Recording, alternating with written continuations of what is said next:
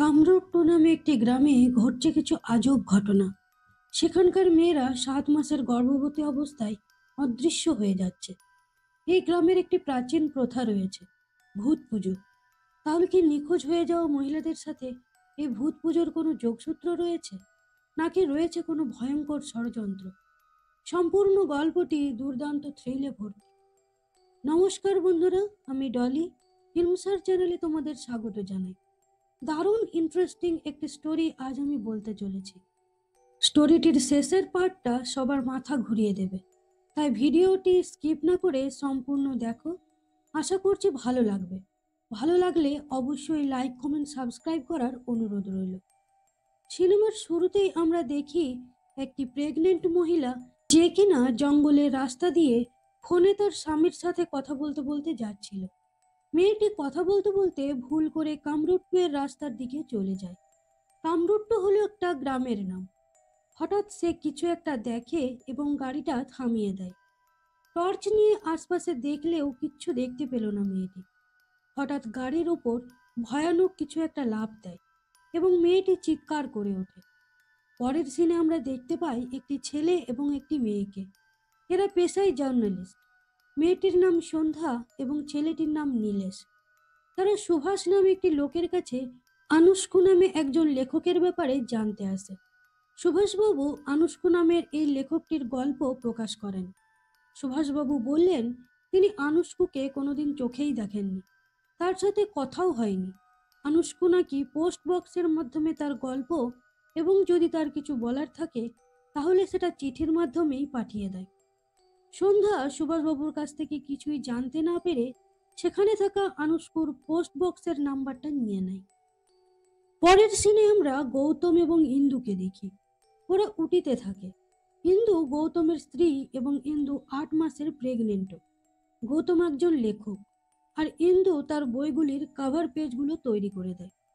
কিন্তু সেদিনও একটি কাভার পেজ তৈরি করে গৌতমকে দেখাচ্ছিল। কিন্তু হঠাৎই গৌতমের চোখ যায় হারিনী নাম লেখা একটি ডায়েরির দিকে। ইন্দু বলে একটা মেয়ে এসেছিল, সেই ভুল করে ডায়েরিটা রেখে গেছে। পরের দিন গৌতম পোস্ট অফিসে যায় তার লেখাগুলো দিতে। সেই রাত্রেই ইন্দু স্বপ্ন দেখল যে একটা অ্যাক্সিডেন্ট হয়েছে আর একটা ছেলে রক্তাক্ত অবস্থায় উঠে আসছে। ভয় পেয়ে ইন্দুর ঘুমটা ভেঙে গেল। ইন্দু নিচে যায় জল খেতে, তখন সেখানে গৌতমও আসে। ইন্দু তাকে স্বপ্নের কথাটা বলল। ইন্দু বলল সে চায় তার গ্রামে গিয়ে ভূত পুজো দিয়ে তার পূর্বপুরুষদের গয়নাগুলো সেখানেই রেখে আসতে। ইন্দুর গ্রামের বাড়ি হলো কামরূপটুতে। সেখানে ছৌ নাচের মতো পোশাক পরে ভূত পুজো হয়।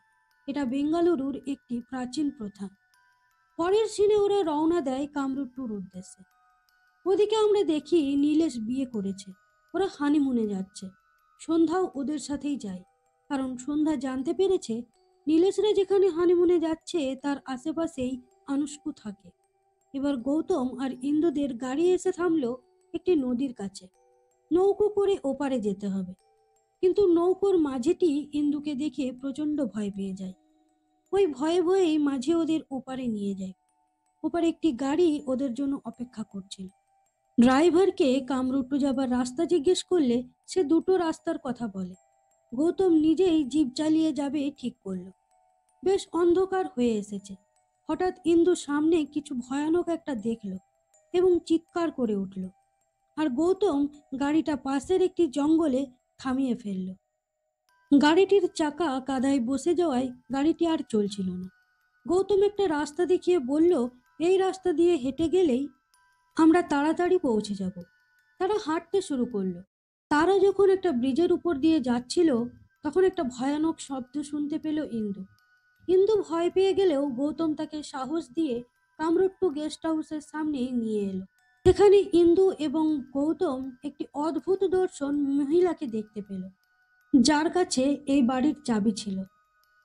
পরদিন সকালে ইন্দু বাড়ির পাশের একটি বহু পুরনো কুয়োর থেকে জল তুলছিল আর গৌতমের সাথে কথা বলছিল। হঠাৎ সে কুয়োতে পড়ে যায়, কিন্তু গৌতম তাকে বাঁচিয়ে নেয়। ইন্দু তাকে বলল যে কেউ যেন কুয়োর দিকে তাকে টেনে নিয়েছিল। গৌতম যখন কুয়োটার কাছে আসে তখন কালিঙ্গা নামে একটি লোকের সাথে তার পরিচয় হয়। কালিঙ্গা এই গ্রামেই থাকে। প্রফেশনে কালিঙ্গা এই গ্রামের পোস্টমাস্টার। কথায় কথায় কালিঙ্গা বলে, এই গ্রামে এমন অনেক প্রশ্ন আছে যেগুলোর উত্তর না খোঁজাই ভালো। ওদিকে সন্ধ্যা যায় সেই পোস্ট অফিসে, যেখানে গৌতম তার লেখাগুলো পোস্ট করে। কিন্তু অফিসে এসে সন্ধ্যা কিছুই জানতে পারে না। অফিসের বাইরে একটি ছেলে দাঁড়িয়েছিল, যার থেকে আনুষ্কুর বাড়ির খোঁজ পেল সন্ধ্যা। এদিকে গৌতম কামরুট্টু গ্রামের পোস্ট অফিসে যায় পোস্ট বক্স নেওয়ার জন্য, কিন্তু পোস্ট অফিসটা খুবই ছোট, তাই পোস্ট বক্সের সুবিধা এখানে নেই। কালিঙ্গা গৌতমকে এই পোস্ট অফিসের নাম্বারটাই দিতে বলল। গৌতমের যদি কিছু আসার থাকে তাহলে কালিঙ্গার কাছে চলে আসবে। তখন সেখানে আসেন কামরুট্টু গ্রামের শিক্ষক শঙ্কর বাবু। তিনি গৌতমকে ইনভাইট করেন, কারণ আজ কালিঙ্গাদের বাড়িতে ভূত পুজো হবে। বাড়ি যাওয়ার সময় গৌতম জঙ্গলের রাস্তা দিয়ে হেঁটে যেতে গিয়ে একটি মেয়ের সাথে দেখা হয়। গৌতম জানতে পারে এই মেয়েটি গৌতমরা যে গেস্ট হাউসটিতে রয়েছে তার দেখাশোনা করে। মেয়েটি চলে যাবার পর হঠাৎ করে গৌতমকে কেউ একজন গুলি করল। গৌতম আহত অবস্থায় কামরুট্টু গ্রামের ডাক্তারের কাছে যায়। এদিকে ইন্দু কামরুট্টু নামের বাড়িটিতে কিছু অদ্ভুত আওয়াজ শুনতে পাচ্ছিল, কিন্তু ভয় পেয়ে জ্ঞান হারায়। গৌতম তার জন্য ডাক্তার আনতে যায়, কিন্তু বাড়ি ফিরে এসে সে দেখে ইন্দু কোথাও নেই। গৌতম যায় কামরুট্টু গ্রামের পুলিশ স্টেশনে কমপ্লেন করতে, কিন্তু সেই পুলিশ অফিসার প্রচন্ড দাম্ভিক একজন মানুষ। অফিসার কিছুতেই কেসটা সিরিয়াসলি নিচ্ছিলেন না, তাই অফিসারের সাথে গৌতমের একটু ঝামেলাও হয়ে যায়। এদিকে সন্ধ্যা আনুষ্কুর খোঁজ করতে করতে এই কামরুট্টু গ্রামে এসে পৌঁছেছে। সন্ধ্যা সোজা চলে যায় গ্রামের পোস্ট অফিসে।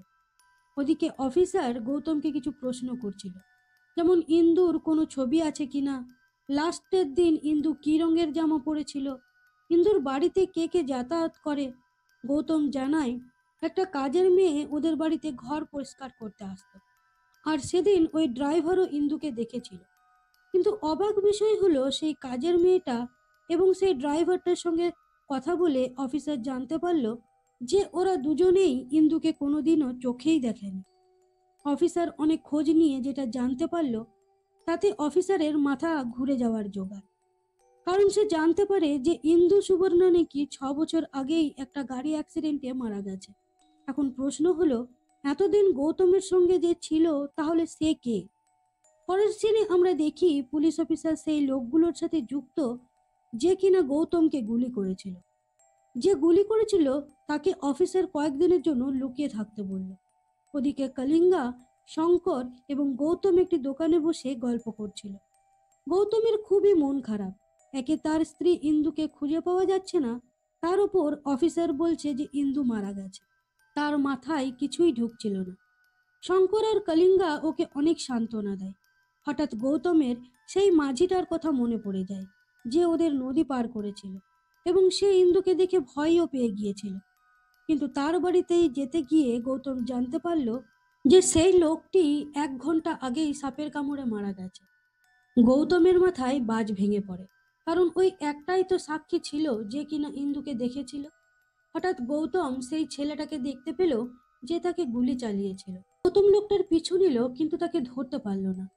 ওদিকে গৌতম যখন মাঝির বাড়ি যাচ্ছিল তখন সন্ধ্যা গৌতমকে দেখতে পায় আর গৌতমকে ফলো করে। এখন প্রশ্ন হলো, সন্ধ্যা গৌতমকে কি করে চিনল আর তাকে ফলোই বা করছে কেন?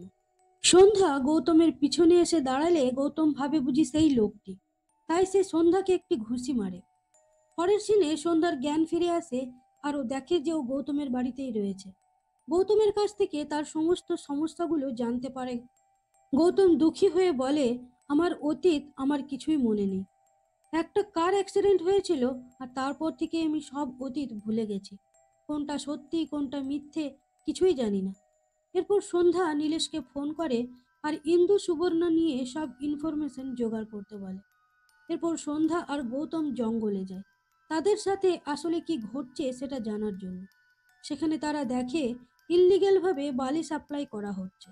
সন্ধ্যা তার মোবাইলে ভিডিও করে নেয়, আর তখনই সেই লোকটা আসে যে গৌতমকে গুলি করেছিল। সে এবার সন্ধ্যাকে মারার জন্য এসেছিল, কিন্তু গৌতম সন্ধ্যাকে বাঁচিয়ে নিল। গৌতম যখন রাস্তা দিয়ে উঠে আসছিল তখন তাদের সাথে দেখা হয় শঙ্কর আর কলিঙ্গার। সবাই মিলে শঙ্করের বাড়ি যায়। শঙ্কর বলে, এই গ্রামে আঙ্গারা নামে একজন নৃত্যশিল্পী ছিল, যে ভূত পুজোর সময় নাচ করত। কিন্তু একদিন হঠাৎ সে নিখোঁজ হয়ে যায়। হঠাৎ একদিন সেই আঙ্গারার মৃতদেহ একটি গাছে উল্টো অবস্থায় ঝুলতে দেখা যায়, কিন্তু সেই মৃতদেহের মধ্যে কোনো মাথা ছিল না। এরপর থেকে নাকি অনেক মেয়েরাই নিখোঁজ হয়েছে এই গ্রামে। আর নিখোঁজ হওয়ার ঠিক 11 দিন পরই দূরের একটা পাহাড় থেকে চিৎকার শুনতে পাওয়া যায়।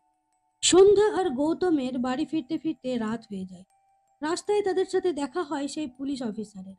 অফিসার সন্ধ্যার সম্বন্ধে অনেক আজে বাজে কথা বলতে থাকে, আর তার ফোনটাও নিয়ে নেয়, কারণ ওই ফোনেই ইল্লিগেল বার্লি পাচারের ভিডিও রয়েছে।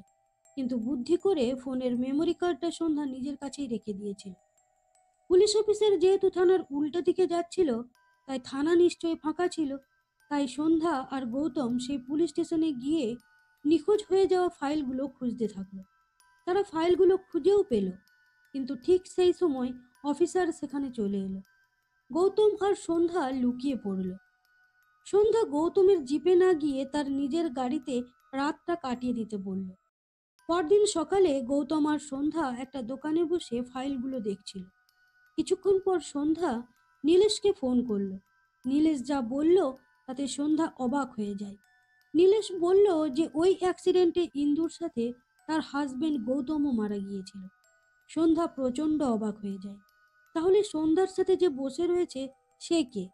নীলেশ আরও বলল যে সেদিন গাড়িতে হারিণী নামের একটি মেয়েও ছিল। নীলেশ এও বলল যে সেদিন ওই গাড়িটা একটি বাইকের সাথে ধাক্কা লেগেছিল, আর সেই বাইকে সিদ্ধার্থ নামের আরও একটি লোক ছিল। কিন্তু এই কথাটা শোনার আগেই সন্ধ্যা ফোনটা কেটে দিয়েছে। সন্ধ্যা গৌতমকে জিজ্ঞেস করে, তুমি হারিণী নামের কাউকে চেনো? গৌতম বলল, না, তবে ইন্দুর কাছে হারিণী নামের একটি ডায়েরি ছিল। এবার তারা দুজন কামরুট্টু নামের গেস্ট হাউসে যায়, যেখানে তারা সারা জায়গাটা খুঁজতে থাকে। এরপর তারা ডায়েরিটা সেখানেই খুঁজে পায়। গৌতম ডায়েরিটা পড়তে শুরু করলো। আর এখানেই গল্পের আসল রহস্যটি আমরা জানতে পারি। ডায়েরিটিতে লেখা ছিল, গৌতম, আমি অনেক দিন থেকেই একটা কথা লুকিয়েছি। আমার জীবনটা দুটো ভাগে ভাগ করা, একটা তোমার সাথে দেখা হওয়ার আগে, আরেকটা তোমার সাথে দেখা হওয়ার পর। এবার পরের সিনে আমরা ফ্ল্যাশব্যাকে গৌতম, ইন্দু আর হরিণীকে দেখি। কিন্তু অবাক করার বিষয় হলো যে ইন্দু আসলে ইন্দুই নয়। মানে আমরা এতক্ষণ যাকে ইন্দু দেখে আসছি সেই হলো আসলে হরিণী। আর এখানে ইন্দু নামের অন্য একজন মেয়েকে দেখানো হয়েছে, আর গৌতমও হলো অন্য একজন মানুষ। অর্থাৎ এতক্ষণ আমরা যাকে ইন্দুর হাজবেন্ড গৌতম ভাবছিলাম, এটা সেই গৌতম নয়। এবার আমরা দেখি আসল ইন্দু আর হারিণী গল্প করছে। সেখানে প্রমুখ বলে একটি লোক এলো। সে হারিণীকে খুবই পছন্দ করত, কিন্তু হারিণী তাকে পাত্তা দিত না। এরপর আমরা দেখি আসল ইন্দু তাদের গ্রামের বাড়িতে ভূত পুজো করতে যাবার কথা বলছে। আমরা দেখি গৌতম যখন ডায়েরি পড়ছিল তখন সন্ধ্যার চোখ দিয়ে জল গড়িয়ে পড়ছিল। এবার আমরা আবার ফ্ল্যাশব্যাকে দেখি যে 6 বছর আগের ঘটনা। এখানে আমরা সন্ধ্যা আর তার বয়ফ্রেন্ড সিদ্ধার্থকে দেখি। কিন্তু এখানেও অবাক করার মতো বিষয় হলো, যাকে আমরা এতক্ষণ গল্পের মাধ্যমে গৌতম বলছিলাম সে আসলে সিদ্ধার্থ, মানে সন্ধ্যার ভালোবাসার মানুষ। তারা বিয়ের প্ল্যান করছিল, কিন্তু তার আগে সিদ্ধার্থ চাইছিল যে তার বন্ধুদের সাথে একটা বাইক ট্রিপে যাবে। ওদিকে হারিণী বাসের অপেক্ষা করছিল। সেখানে প্রমুখ এলো এবং প্রমুখ তাকে গাড়িতে উঠতে বলল।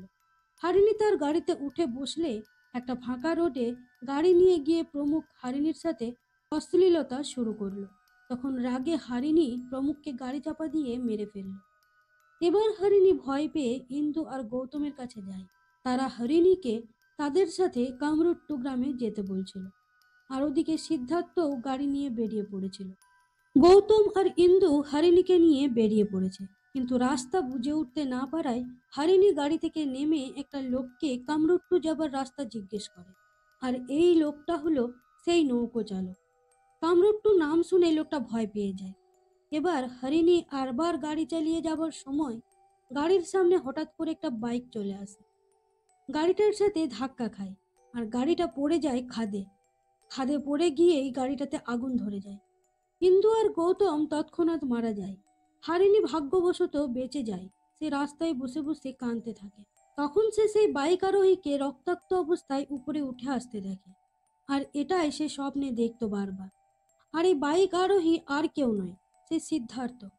হারিণী তাকে হসপিটালে ভর্তি করে। আর এই অ্যাক্সিডেন্টটা ওই মাঝি দূর থেকে দেখেই ভেবেছিল যে সবাই হয়তো মারা গিয়েছে। তাই সেদিন হরিণী মানে ইন্দুকে দেখে সে ভয় পেয়ে গিয়েছিল। ওদিকে সিদ্ধার্থকে ভর্তি করার সময় তাড়াহুড়োয় হরিণী নিজের নাম ইন্দু আর সিদ্ধার্থের নাম গৌতম বলে ফেলে। সিদ্ধার্থের দেখাশুনো করতে গিয়ে হরিণী সিদ্ধার্থকে ভালোবেসে ফেলে। আর যেহেতু সিদ্ধার্থ আগের সবকিছুই ভুলে গিয়েছিল, তাই হারিণী একটা নতুন গল্প সাজিয়ে তাকে বলেছিল। তার নিজের নাম ইন্দু আর সিদ্ধার্থের নাম গৌতম জানিয়েছিল। আর তারা একটা নতুন জীবন শুরু করেছিল। কাহিনী আবার বর্তমানে ফিরে আসে। সন্ধ্যা গৌতমকে জিজ্ঞেস করে, তুমি নিজের নামের পরিবর্তে আনুষ্কু নামটা কেন ব্যবহার করো লেখার সময়? এবার আমরা জানতে পারি যে গৌতমই হলো আসলে আনুষ্কু। গৌতম বলে ওর আমির খুসরুকে খুবই ভালো লাগে। আর কবি আমির খুসরুর শর্ট ফর্ম হলো আনুষ্কু।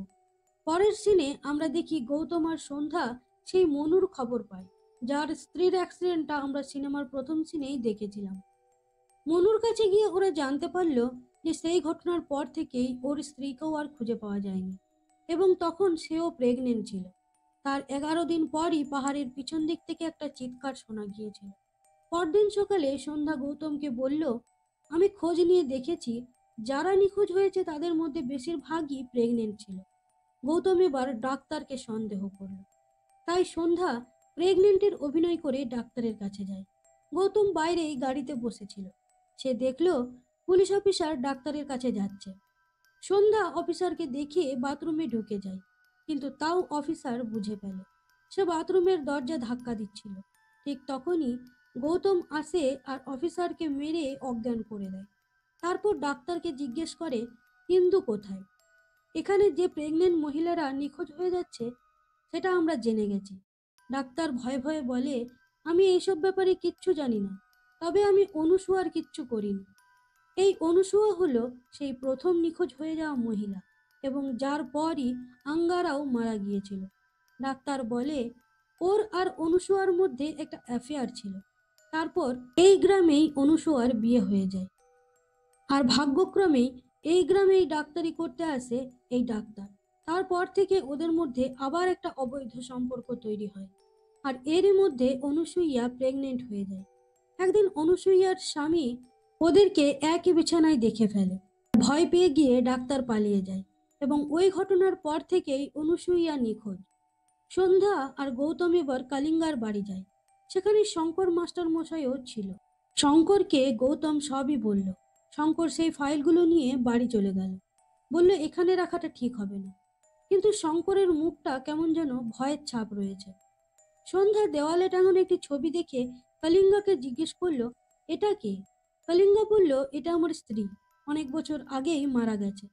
সন্ধ্যা আরেকটা ছবি দেখে বলল, এখানে আপনার নামটা দিগ্গা বলে রবীন্দ্র ভট্ট কেন লেখা রয়েছে? কলিঙ্গা বলল, এটা আমার মা বাবার দেওয়া নাম।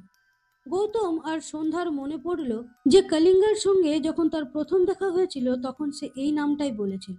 আর সন্ধ্যার মনে পড়ল যে টিয়া ভাট নামে কেউ একজন অনুসুইয়া ভাটের মিসিং কমপ্লেন করেছিল। আর অনুসুইয়া হলো কলিঙ্গার ওয়াইফ। আর ডাক্তারের এই অনুসুইয়ার সঙ্গেই অবৈধ সম্পর্ক ছিল। তারা আবার শঙ্করের কাছে যায় আর বলে, আগে কেন এসব কথা ওরা ওকে জানায়নি। শঙ্কর বলে, কলিঙ্গা সবাইকে বলেছিল যে বাচ্চা জন্ম দিতে গিয়েই নাকি ওর বউ মারা গেছে। এবার আমরা দেখি কলিঙ্গাকে একটা ভয়ানক সাজে সেজে বসেছিল। সিনেমা আবার ফ্ল্যাশব্যাকে যায়। আমরা দেখি কলিঙ্গা আর তার স্ত্রী অনুসুইয়া খুব ভালো ছিল। ও বাবা হতে চলেছিল বলে অনুসুইয়ার খুবই যত্ন নিত। কিন্তু হঠাৎ একদিন তাড়াতাড়ি বাড়ি চলে আসায় অনুসুইয়ার বেডরুম থেকে একটা লোককে জামা প্যান্ট খোলা অবস্থায় পালিয়ে যেতে দেখে। কলিঙ্গা রেগে গিয়ে তার বউকে জিজ্ঞেস করেছিল, কে লোকটা? অনুসুইয়া লোকটার নাম বলেনি। তখন কলিঙ্গা একটা ধারালো অস্ত্র নিয়ে অনুসুইয়াকে তাড়া করে। ভয় পেয়ে গিয়ে অনুসুইয়া আঙ্গারার পিছনে লুকিয়ে পড়ে। কলিঙ্গা ভাবে এই বোধহয় সেই লোক, তাই তলোয়ার দিয়ে আঙ্গারার মাথাটা ধর থেকে আলাদা করে দিয়ে কাছে উল্টো করে ঝুলিয়ে দেয়। আর অনুসুইয়াকে একটি ঘরে বেঁধে রাখে। আর এই ঘরটা ছিল পাহাড়ের ওই পারে। একদিন হাতের বাঁধন খুলে অনুসূয়া কলিঙ্গাকে মারতে যাবে, তখনই কলিঙ্গা অনুসূয়াকে মেরে ফেলে। আর এই চিৎকারটাই গ্রামের লোকেরা শুনতে পেয়েছিল। এবার ফিরে আসি বর্তমানে। গৌতম আর সন্ধ্যা যায় কলিঙ্গার বাড়ি ইন্দুর খোঁজে, কিন্তু সেখানে ইন্দুকে পায় না। তখন শঙ্কর বলে কলিঙ্গার পাহাড়ের ওপাশে আরো একটা ঘর আছে।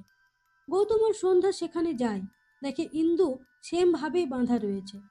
আর আজ ইন্দুর নিখোঁজ হয়ে যাওয়ার পর 11 দিন, তাই কলিঙ্গা আজ ইন্দুকে মেরে ফেলবে। তার আগেই গৌতম কলিঙ্গার উপর ঝাঁপিয়ে পড়ে এবং প্রচন্ড মারামারি হবার পর কলিঙ্গা অজ্ঞান হয়ে যায়। গৌতম ইন্দুর হাতের বাঁধন খুলে দিয়ে সেখান থেকে বেরিয়ে আসতে গেলে কলিঙ্গা তার তরোয়াল নিয়ে তাদেরকে আবার তেড়ে আসে। তখন গৌতম এই তলোয়ার কলিঙ্গার শরীরেই ঢুকিয়ে দেয়, আর তৎক্ষণাৎ কলিঙ্গার মৃত্যু হয়। হসপিটালে ভর্তি করা হয়েছে ইন্দুকে, কারণ তার প্রসব যন্ত্রণা শুরু হয়েছে। এবার ইন্দু একটা ফুটফুটে সন্তানের জন্ম দিল। গৌতম সন্ধ্যাকে নিয়ে গেল তার সন্তানের মুখ দেখানোর জন্য এবং তার স্ত্রী ইন্দুর সাথে পরিচয় করিয়ে দেওয়ার জন্য। সন্ধ্যা ভেবেছিল যে সে গৌতমকে তার অতীতের কথাগুলো জানাবে, জানাবে যে সে গৌতম নয়, তার আসল নাম সিদ্ধার্থ। কিন্তু ওদের বর্তমান জীবনটা এত খুশির, সুখের, শান্তির দেখে সে আর কিছুই বলল না। সে হাসি মুখে ইন্দুর সাথে পরিচয় করে এসে গাড়িতে বসে হাউ হাউ করে কাঁদতে লাগলো এবং একসময় এই কামরূপটু গ্রাম থেকে চলে গেল। তো বন্ধুরা, এখানেই কাহিনীটি শেষ করা হয়েছে। আশা করি তোমাদের ভালো লেগেছে। এ ধরনের ভিডিও পেতে গেলে অবশ্যই কমেন্ট করে জানিও। ধন্যবাদ।